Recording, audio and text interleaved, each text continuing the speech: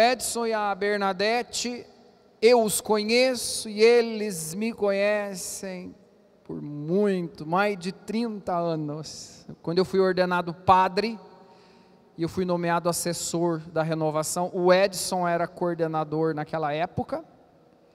Depois eu fiquei, todos os anos que eu fiquei no Brasil, eu fui o assessor da renovação junto com o Edson. Depois eu fui embora, o Edson também foi para o Japão, eu fui para Roma. Eu voltei, o Edson foi eleito coordenador, me chamou de novo e estou até de novo, pelo pedido do Edson, assessorando a renovação carismática católica. Tanto o Edson quanto a Bernadette fazem parte da minha vocação, porque quantas vezes eu ouvi a pregação de vocês e quantas vezes Jesus falou ao meu coração, ouvindo, estando, participando, dividindo, né, a vida de vocês. Quando vocês estavam lá no Japão, e eu estava em Roma, e a gente se falava pelo Skype, né, para poder se encontrar.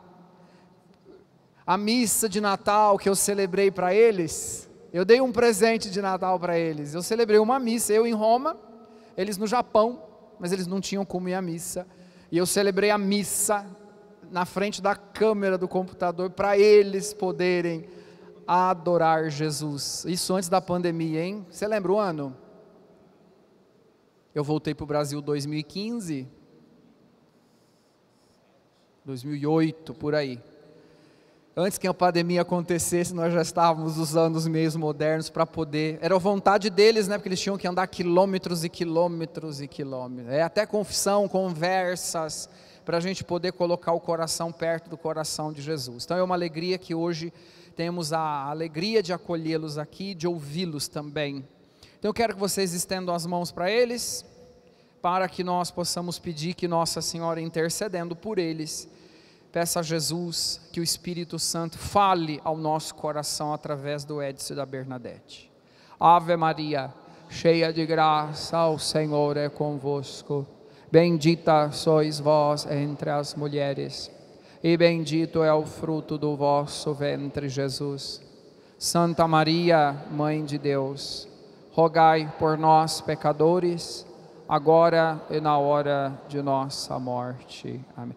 Nós também vamos agradecer vocês agora, porque quando a gente sair daqui, Jesus já vai estar aqui, não é? E vocês levem aquilo que nessa paróquia foi o que me chamou a atenção o dia que eu tomei posse. Eles sabem aplaudir as pessoas como ninguém. Então vamos dar a nossa salva de palmas para eles.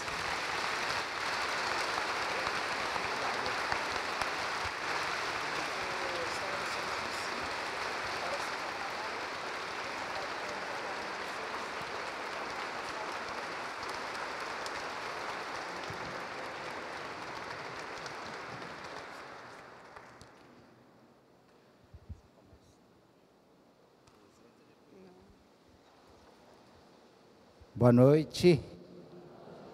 O padre, quando fala tudo isso, a gente fica até meio sem graça, não é?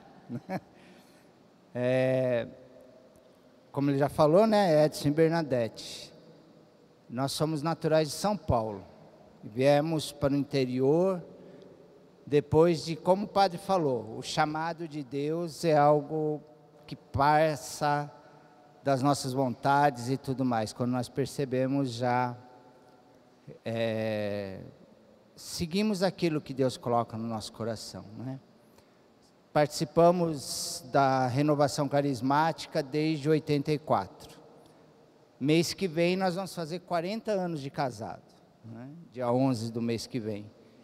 E nesse período todo, é bem isso que nós vamos conversar um pouco com vocês. Sem Deus é muito difícil, né? E hoje nós fazemos parte, sim, da renovação, fazemos parte da comunidade católica Presença, somos membros definitivos, casal missionário dentro da comunidade, né? Somos engajados na paróquia Santuário Santo Antônio, lá de São José do Rio Pardo, sou ministro e nós somos ministros da Eucaristia.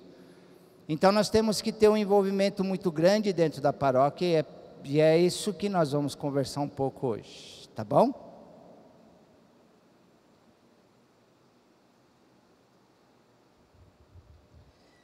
Eu queria começar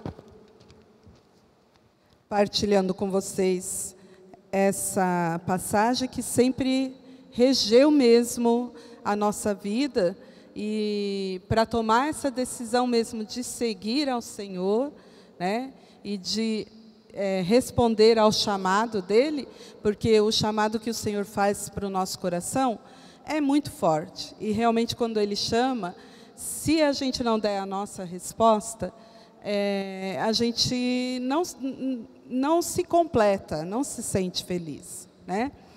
E a Lucimar, que é fundadora da comunidade, ela sempre coloca uma frase para nós e que a gente coloca como um lema mesmo na nossa vida, né? Que a vocação acertada é vida feliz. Por isso que o padre deu o testemunho dele, né? Uma vocação acertada é uma vida feliz. E assim também nós queremos dizer para vocês, como casal, que uma vocação acertada é uma vida feliz. Isso não significa que não tem cruz. E cruz não é infelicidade, né? Sofrimento e cruz não é infelicidade. Então, a vocação acertada é uma vida feliz, mas não sem cruz, né? Seguir a Jesus é uma vida feliz, mas não sem cruz, porque Ele é o Senhor da nossa vida, né? E o servo não é melhor que o seu Senhor. Aonde o nosso Senhor esteve? Na cruz, não é? Para nos salvar, Ele esteve na cruz e ressuscitou. E é isso que nós vamos viver na nossa vida, né? Então, tem uma passagem que marcou muito o início da nossa caminhada e a decisão de optar para seguir sempre o Senhor. Está em Mateus, no capítulo 12, o versículo 37. Fala assim: quem ama seu pai ou sua mãe mais que a mim, não é digno de mim. Quem ama seu filho mais que a mim, não é digno de mim. Quem não toma a sua cruz e não me segue, não é digno de mim. Aquele que tenta salvar a sua vida, irá perdê-la. Mas aquele que a perde por minha causa, irá reencontrá-la. Então, foi essa passagem que marcou mesmo o nosso sim ao Senhor, né? E a gente, um dia, disse para o Senhor: eu quero ser digno de Ti, né? Se a gente não for digna de Deus, a gente não vai ter direito da vida eterna junto dEle, não é mesmo? Então, baseada nessa palavra, nós enfrentamos todas as dificuldades necessárias para seguir o chamado que o Senhor fez para nós. Foi fácil? Não foi fácil, né? Muitas vezes a gente escuta até dos filhos: isso aí é para vocês, né? A gente às vezes quer cobrar, né? Nossa, vocês precisam buscar mais Deus, vocês precisam colocar mais Deus na vida de vocês. Isso é para vocês. Isso não é para mim. Não, isso é para todos, porque todos nós somos chamados a ser dignos de entrar na vida eterna. Mas para isso a gente tem toda uma caminhada para realizar, né? Então, nesse chamado de Deus, a nossa resposta tem que ter convicção e certeza daquilo que nós estamos respondendo ao Senhor.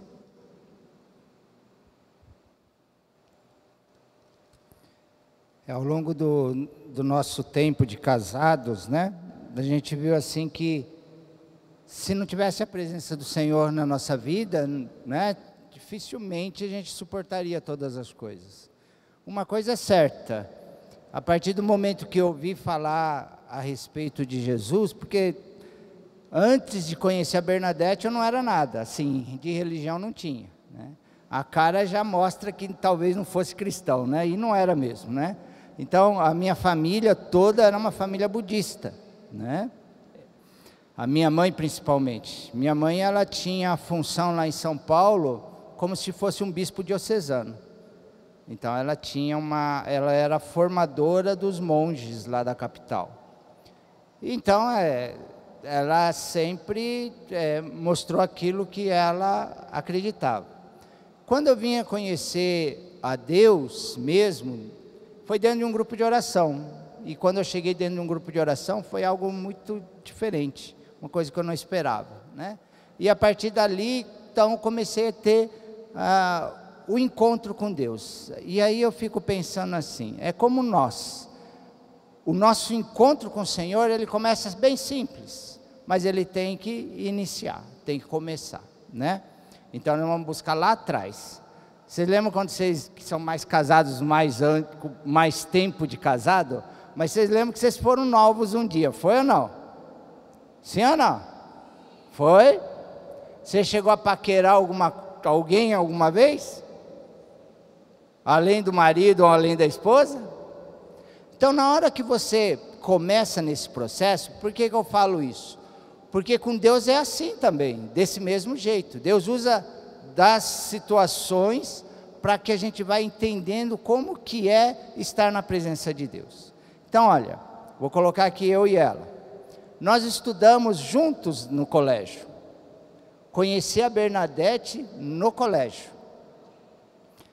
Quando eu conheci ela, que eu vi ela, percebi ela, a gente estava no 3º ano do colégio. Aí eu falei para os amigos assim, nossa, quem que é essa moça bonita que entrou aí na sala? Eu falei, você está bobo? Bernadette está estudando com a gente desde o 1º ano. Eu falei, eu não acredito que está estudando comigo desde o 1º ano e eu não percebi. O que eu estou falando? Que encontrar-se com Deus é a mesma coisa quando nós nos apaixonamos. Sabe por quê? Precisa de ter o primeiro estalo. Porque eu esbarrei nela muitas vezes ao longo daqueles 2 primeiros anos. Mas nada acontecia. Foi necessário que um dia eu percebesse. E é isso que tem que acontecer na nossa vida. Permitir que Deus se apresente. E quando Ele se apresenta, porque Ele está constantemente querendo a gente, né? E aí a hora que nós despertamos o nosso coração, é ao mesmo jeito. Quando você paquera, você só paquera porque é um interesse, certo ou não? Ou não? Você não sai paquerando de qualquer jeito. Mas quando você olha para alguém e aquela pessoa te atrai, te chama a atenção, a partir daquele momento, aonde ela estava, eu percebia que ela estava. E se ela tivesse num monte de muitas amigas e falasse qualquer coisa, eu conseguia saber que ela estava lá naquele meio sem vê-la. Ou não é assim com você? Hã? Então, despertar na nossa vida começa desse jeito. Ele vai de algo que é aparentemente uma coisa tão simples, mas não é tão simples assim, se não existir o primeiro encontro. Do mesmo jeito, quando eu vinha conhecer o Senhor, eu até vinha na igreja, dia de batizado, casamento, né? Era esses dias que eu aparecia na igreja. Às vezes eu participei até de missa, porque sempre na minha vida inteira, sempre alguém foi me puxando. Quando eu nasci, apareceu uma vizinha que falou para minha mãe, vamos batizar ele. E ela falou assim para ela, faz mal? Eu falei, claro que não. Então se não faz, pode batizar. Foi bem desse jeito mesmo. Aí então, desde pequeno foi assim. Quando eu entrei na escola, né, nos primeiros anos de escola, a professora que me dava aula era uma pessoa muito católica.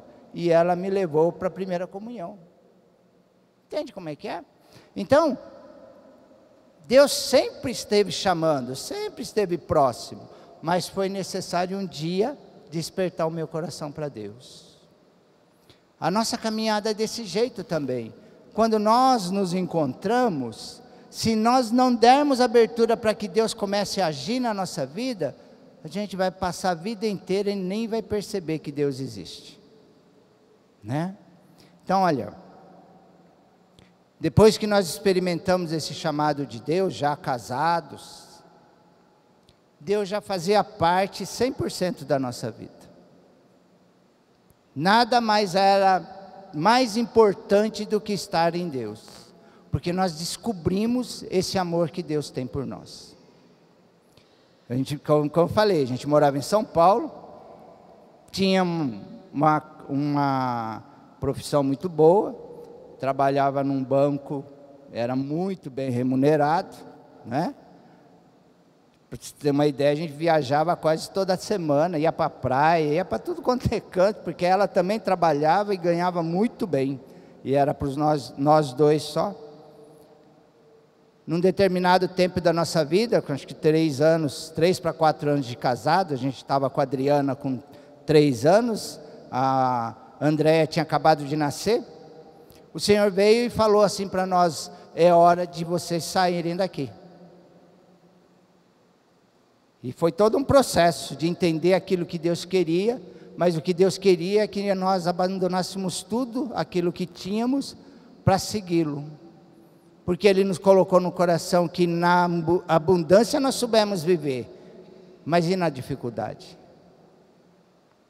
Viemos embora para o interior, São José do Rio Pardo, nós viemos, né? Aí eu falava assim: Senhor, o que tem naquela cidade? A minha área foi sempre a área de informática. Cheguei em São José do Rio Pardo em 88. Quando eu cheguei lá em São José, nem computador existia. Cidade inteira não tinha um computador, meu Deus. E eu só sabia mexer com isso.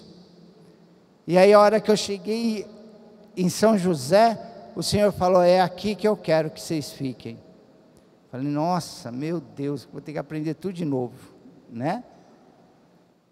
Então, nesse período, nós passamos dificuldade? Passamos. Quando nós viemos para São José, a gente morava em apartamento, né? Condomínio fechado.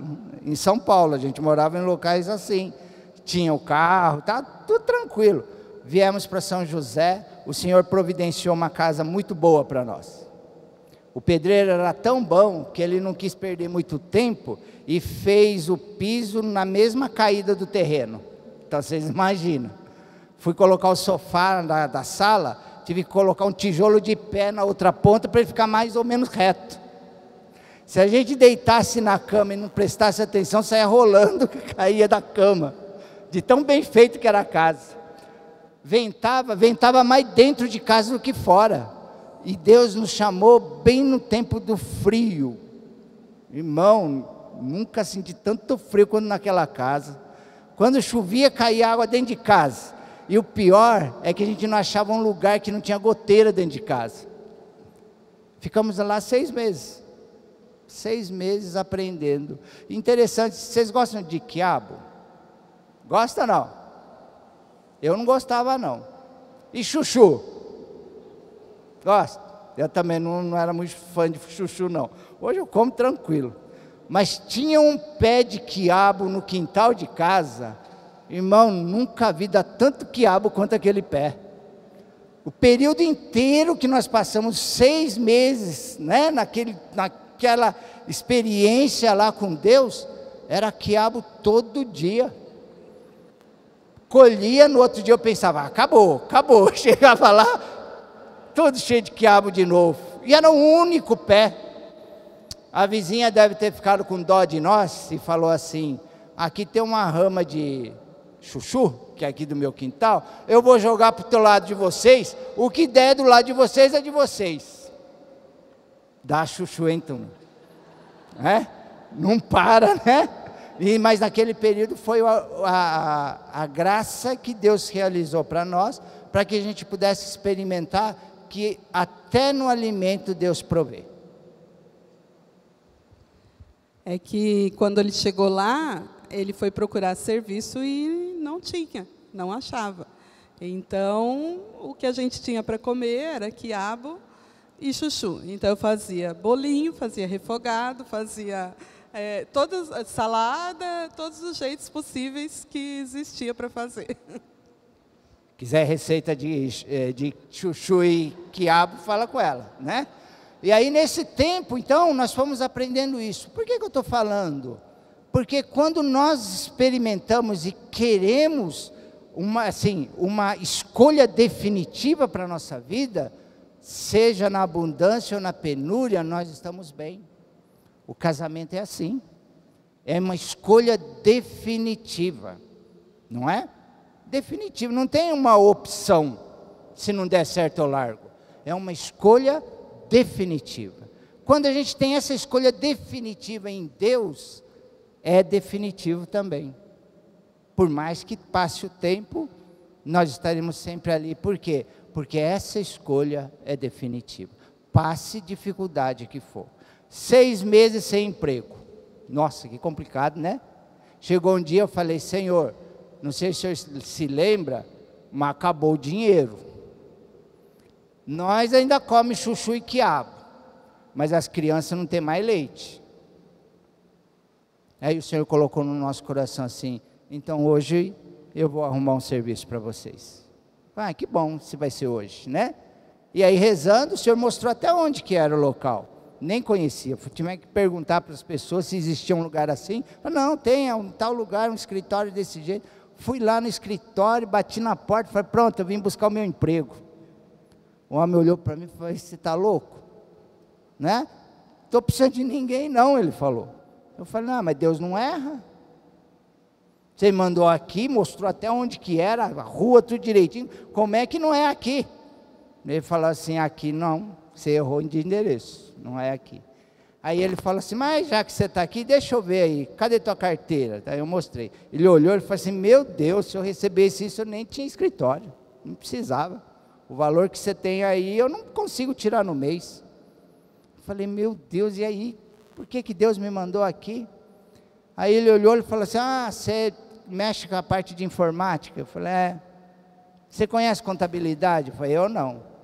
Folha de pagamento? Menos ainda. Mas o que você sabe? Eu falei, se eu sei programar. Eu trabalhava no Banco Itaú. Não é? Aí ele chegou e falou assim, olha, eu comprei um computador, está ali parado, faz aí uns 6 meses que está parado, nem quem me vendeu sabe fazer funcionar o programa. Se você fazer esse programa funcionar, o emprego é teu. Falei, então é aqui mesmo, não é? Nossa, fui olhar, falei assim, cadê o computador? Para mim era um mundo de computador, porque eu estava acostumado com esse computador gigante. Cheguei lá, eu olhei, um negócio pequenininho assim, televisãozinha, olhei e falei, nossa, como é que liga isso? Ele falou, mas você sabe mexer nisso mesmo? Eu falei, eu não sei mexer, eu não falei para você que sabia. Eu não sei. Mas onde que liga? Aí ele ligou, olhei e falei assim, nossa, que bacana, eu nunca tinha visto um computador tão pequeno assim, né? E aí eu fui ver, durante aquela semana, irmãos, eu estudei muito, aprendi contabilidade, folha de pagamento, porque eu precisava conhecer o que estava fazendo. Chegou no final de tudo, que ele me deu uma semana, chegou no último dia, não sabia o que estava acontecendo no programa. Tudo que eu podia fazer eu fiz, rezei, estudei, fiz tudo que podia, durante aqueles 5 dias. Quando foi 3 horas da tarde, eu já tinha até torcida uniformizada do escritório, todo mundo torcendo para me fazer o negócio funcionar, né? Quando chegou 4 horas, eu falei, pronto, tudo que eu podia eu fiz, já não sei mais. Agora é recorrer àquele que me mandou, não é? Impus as mãos no computador e rezei. E falei, Senhor, tudo que eu podia eu fiz. Não sei mais o que fazer. Mas você me prometeu que aqui era o meu lugar. Então, Senhor, me ajuda, porque eu não sei mais. Vocês acreditam que o programa funcionou sem, só eu apertando uma tecla só?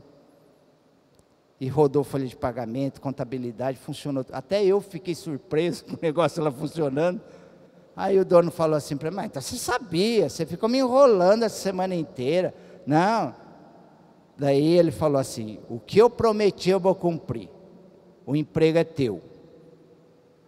Tá bom então. Por isso que quando a gente reza, tem que tomar cuidado com o que você reza, né? Lembra que eu falei que eu rezei para o Senhor e falei assim, Senhor, acabou o leite das crianças, eu preciso que o Senhor providencia leite. Não foi? O meu salário foi de meio salário mínimo. Eu que recebia 20, fui receber meio salário mínimo. Bom, né? E fiquei com tudo aquilo, eu olhei e falei assim, bom, compra o leite das crianças. Foi essa oração que eu fiz. Então, quando você reza, reza direito. Fala aí para o teu irmãozinho do lado, aprende a rezar. Fala para ele, Aprende a rezar. Porque o que acontece é que você pede muito pouco. Eu fui lá e falei, Senhor, providencia o leite. Providenciou meio salário. Dava para comprar o leite pelo menos por mês, não é mesmo? O resto não. Então, quando reza, reza completo. Pede tudo que você precisa mesmo, né? Mas aí tá, trabalhei, consegui um emprego de meio salário, que legal. 15 dias, 20 dias depois, me chamaram para trabalhar para uma multinacional e voltei àquilo que era antes. Entende o que eu falo? Então, estar em Deus, a única certeza que nós temos é que Ele não nos deixa sozinhos. Não nos deixa só. Né? Por isso que a nossa vida, nós conseguimos descobrir cada dia mais a Deus, quando nós começamos a encontrar com os irmãos que também comungam dessa mesma experiência de Deus. Por isso, estar na paróquia, vir para a igreja, é fundamental na nossa vida. Sozinho dentro de casa, você não experimenta a graça de Deus. Você só experimenta quando nós estamos em comunhão. Não está sendo bom esse período de cerco de Jericó? Está ou não? É o bom, não é? Por que é bom? Porque você encontra com pessoas, ali você ouve experiências, ali você vê a ação de Deus na vida daquela pessoa, aí você pensa, puxa, esse meu Deus também faz isso na minha vida. É ou não? Não é? Então, por isso da importância de a gente participar, importância de estar juntos, e o mais importante é quando nós dois comungamos da mesma ideia. Fala lá numa passagem, numa das cartas, que está escrito desse jeito: se você, homem ou mulher, desposa com uma pessoa pagã, sem fé, né? Você foi chamado a ser o santo para conversão para aquele homem ou para aquela mulher. Então, a escolha é definitiva. Se você não escolheu bem, aí já não é problema meu, né? Mas o normal é você analisar, fazer uma boa escolha, porque essa escolha é definitiva. Vai até o fim da tua vida. É uma escolha certeira. E quando nós temos essa convicção, nós sabemos que só vai funcionar se Deus estiver conosco. Porque pensa bem, irmãos, você acha que ia dar certo? Não dá, ela tem uma cultura, eu tenho outra, não é? Ela tem uma experiência, eu tenho outra. Eu tenho uma forma de ser criado e ela tem outra. Junta dois, vai morar embaixo do mesmo teto. Se não tivermos Deus, é só briga. Ou não? Ou é diferente? Só nós que é diferente. Falando em diferente, o padre falou que a gente foi para o Japão, né? Quando eu fui para o Japão, foi uma experiência boa, de experimentar, de saber aquilo que nós somos, né? Aqui no Brasil, quando eles me olham para mim, não sabe meu nome, como é que me chama? Como que é? Fala aí. Então, tem alguma coisa a ver? Eu nasci em São Paulo, lá no Jabaquara, não tem nada a ver, sou brasileiro também, nascido aqui, né? Mas a cara não nega, sou de fora, não é mesmo? Então eu estou na minha terra, mas o pessoal quando vai falar para mim, ele fala, ô japa, né? Oh meu Deus do céu, né? Deus até nisso ele cura. Quando nós fomos para o Japão, eu falei para Bernadette, agora você vai ver o que é ser estrangeiro numa terra. Por isso ser estrangeiro é muito bom isso. Mas fomos lá para o Japão e falei para ela dentro do avião, ó, lá, quando chegar lá no Japão, eu vou ter a cara de todo mundo, você só não confunde quem que você vai agarrar, né? Mas o resto é tudo a minha cara, você vai ser diferente, lá vão te chamar de estrangeiro, fica vendo, você vai ver que sensação estranha é essa. Deus cura também, né?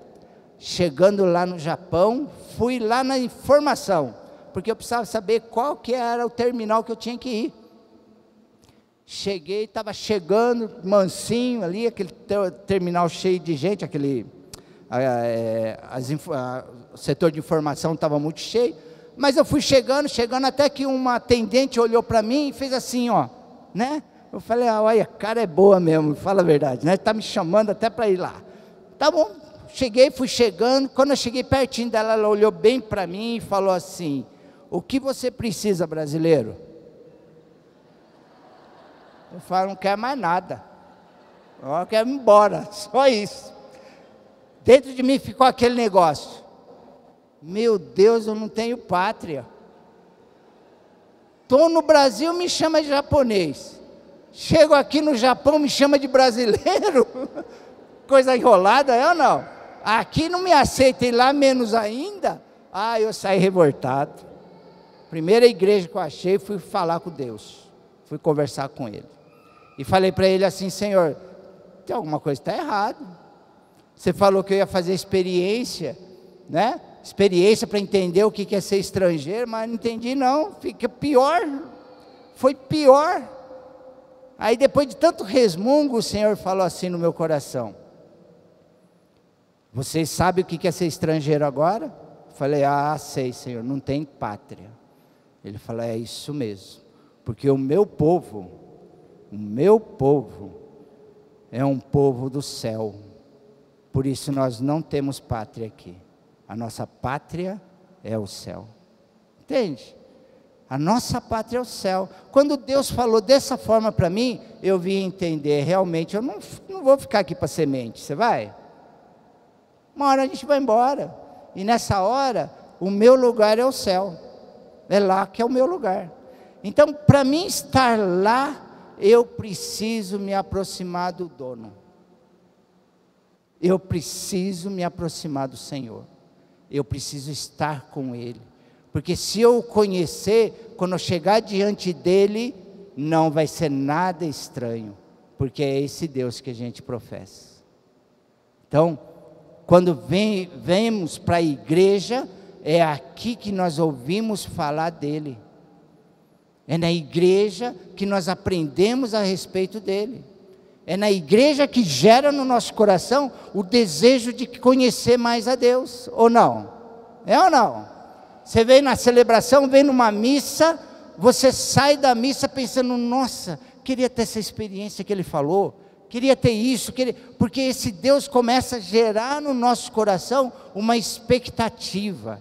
Qual é a expectativa? De me aproximar cada vez mais dele. Então é importante a presença nossa, não? E se o seu marido, sua esposa não participa, seja sinal da graça para que ela venha. Seja diferente, comungue daquilo que nós professamos na missa, aquilo que nós experimentamos quando estamos aqui, e faz essa experiência em casa, porque só ter cara de santo dentro da igreja não resolve, essa cara de santo tem que ser lá em casa, mesmo com o marido bebum, mesmo com a esposa chata pra caramba, mesmo desse jeito, eu tenho que ser santo lá, não aqui. Não é? Ou não? Vocês estão meio com cara de preocupado? Sei que vocês estão pensando. Então, pegando o gancho do evangelho de hoje, né? Quando o Senhor faz um chamado e a gente dá essa resposta para o Senhor, essa resposta tem uma consequência na vida da gente, né?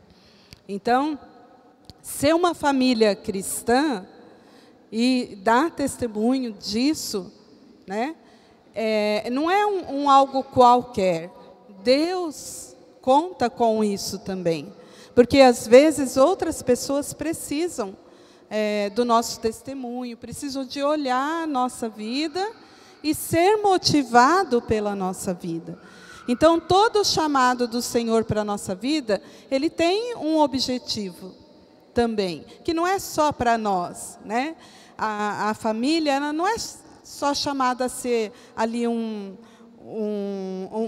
uma família que vive para Deus, mas introvertida, só ela mesma. Ela é chamada a dar o testemunho dessa vida, né? Na sua simplicidade, na sua maneira de viver. Por isso que é importante,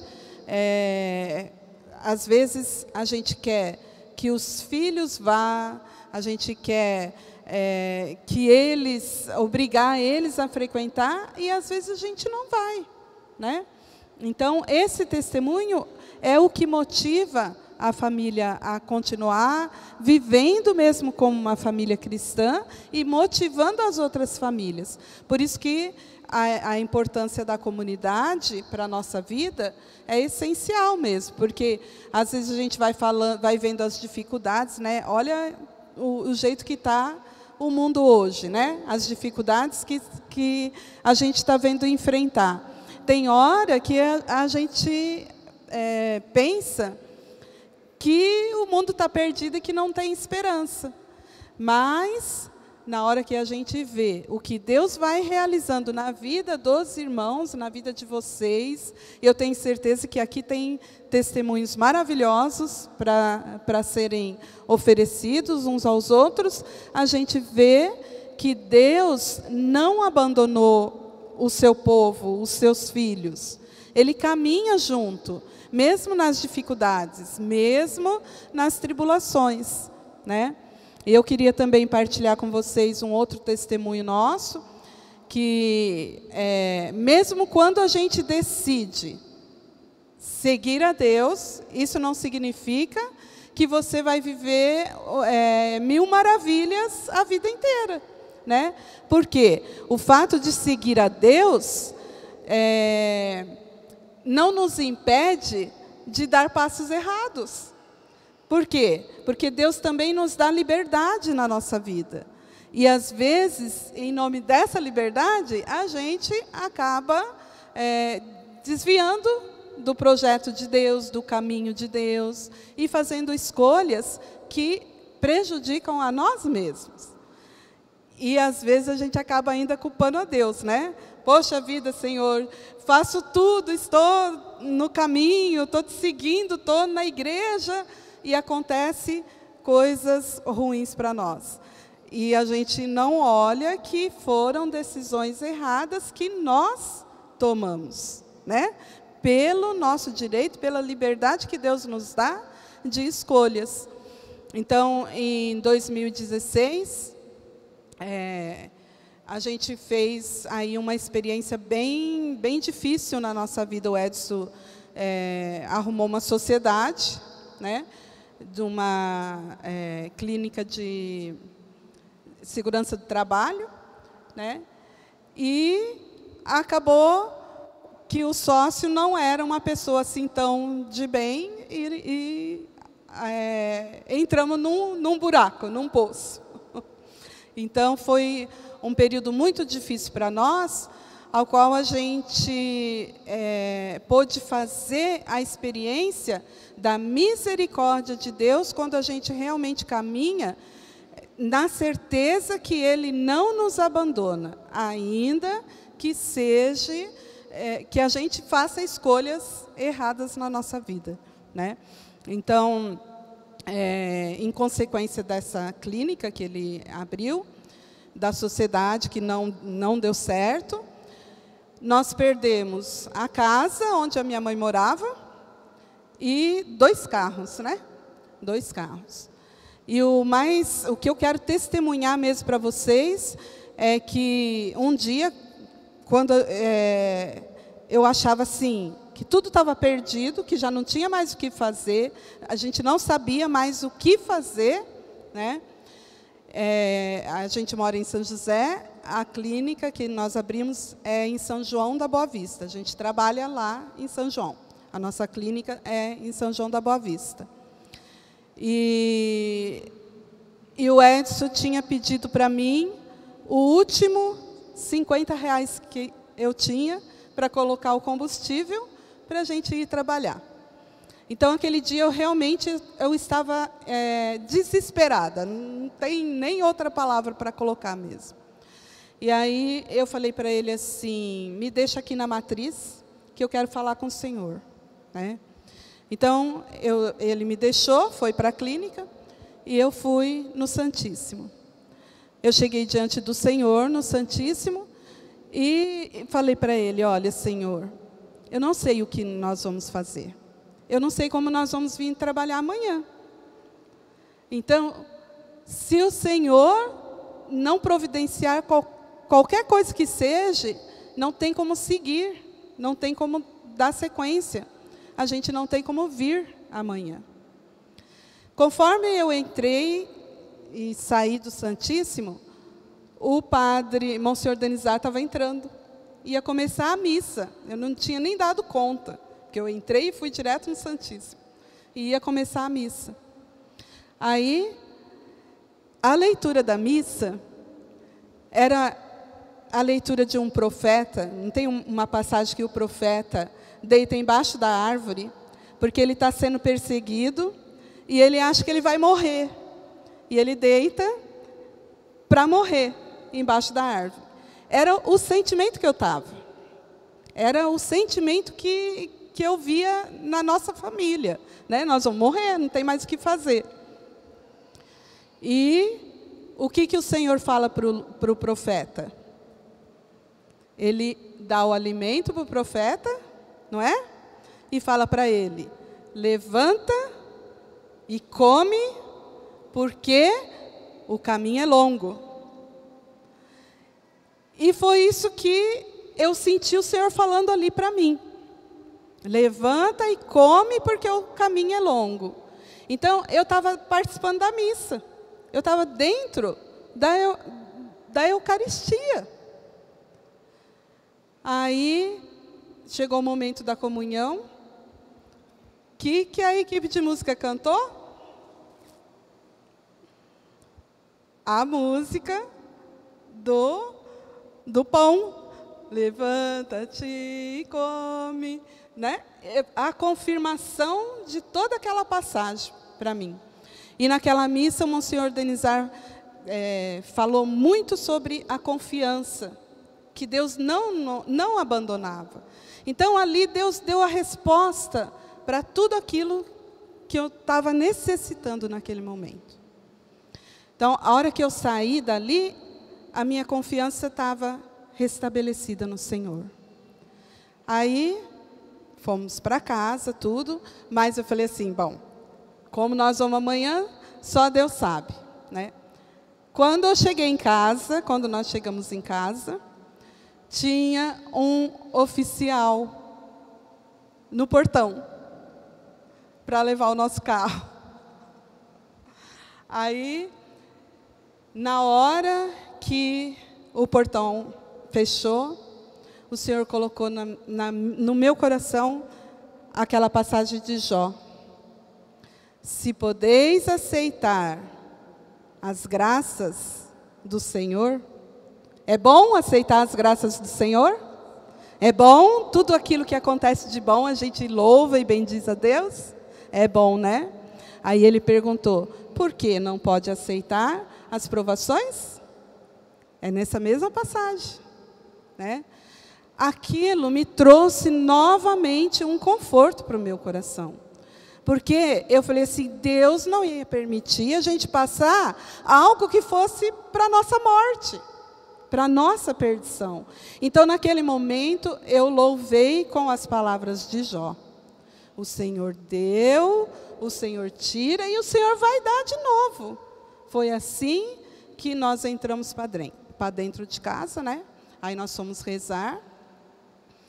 E fui mexer nas meus livros, minhas coisas, achei R$50. Dinheiro para a gente ir trabalhar no outro dia.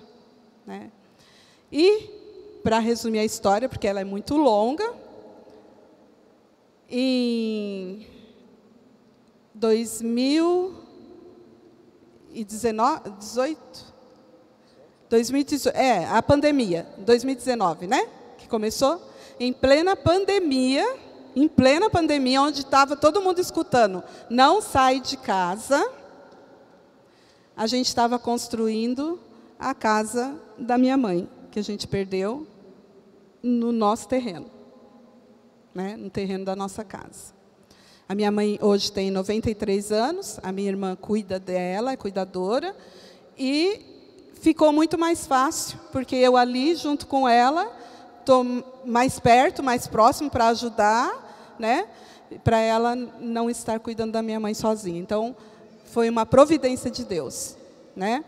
E, graças a Deus, a gente já recuperou os 2 carros que levaram. Então, diante da perseverança, da sua confiança em Deus, que Deus não nos abandona, né? Ele vai mostrando para nós que realmente vale a pena a gente confiar no Senhor, que é necessário a gente ter esta convicção: Deus me ama. É isso e mais nada. Deus me ama. Se Ele me ama, Ele jamais vai permitir o mal para a minha vida, porque Ele é amor. Amém? Fala isso para o seu irmão: Deus te ama. Deus te ama, olha no olho dele. Deus te ama. Deus te ama. Agora põe a mão no seu coração. Fecha o olho um pouquinho e fala: Deus me ama. Mas fala isso com convicção mesmo. Deus me ama. Deus me ama. Por isso, Ele cuida. Ele cuida. Amém?